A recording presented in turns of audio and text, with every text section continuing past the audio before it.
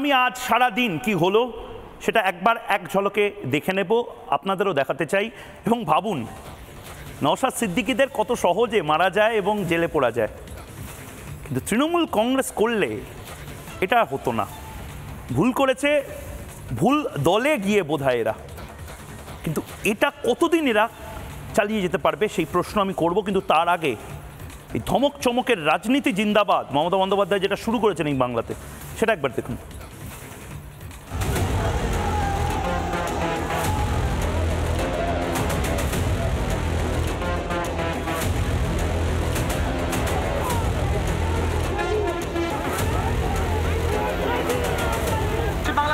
কোন জায়গা দেখুন, শাসক দল ছাড়া সাধারণ মানুষ প্রতিবাদ করতে পারবে না।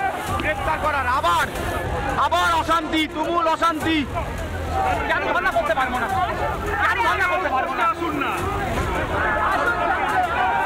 আমাদের প্রচুর কর্মীকে মারধর করেছে, আমাকে প্রচন্ড জোরে ঘুষি মেরেছে, আমি এখনো ব্যথা পেয়েছি।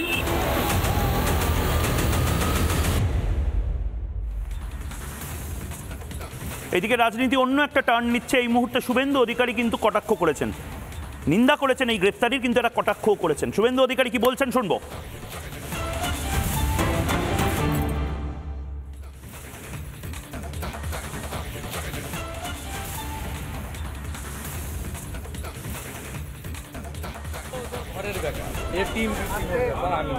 যে কোনো নির্বাচিত প্রতিনিধির সঙ্গে পুলিশের ভদ্র ব্যবহার করা উচিত, কিন্তু উনি কেন এসেছিলেন, পুলিশ কেন করলেন? নওশাদ সিদ্দিকীর সঙ্গে তো মমতা ব্যানার্জির যোগাযোগ আছে, আমরা ওদের ঘরের ব্যাপার, এ টিম ব্যাপার আমি নয়। যে কোনো নির্বাচিত প্রতিনিধির সঙ্গে পুলিশের ভদ্র ব্যবহার করা উচিত, কিন্তু উনি কেন এসেছিলেন, পুলিশ কেন করলেন? নওশাদ সিদ্দিকীর সঙ্গে তো মমতা ব্যানার্জির যোগাযোগ আছে, আমরা বিয়ে কমিটিতে যাই না, উনি যান। এবং সম্প্রতি নবান্নতে গিয়েও উনি দেখা করে এসেছেন।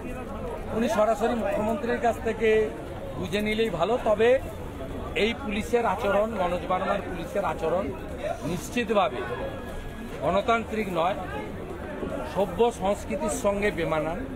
যে দলেরই প্রতিনিধি হন না কেন, নির্বাচিত প্রতিনিধি রাজনৈতিক নেতাদের যে সম্মান দেওয়া উচিত সে সম্মান এরা দেয় না।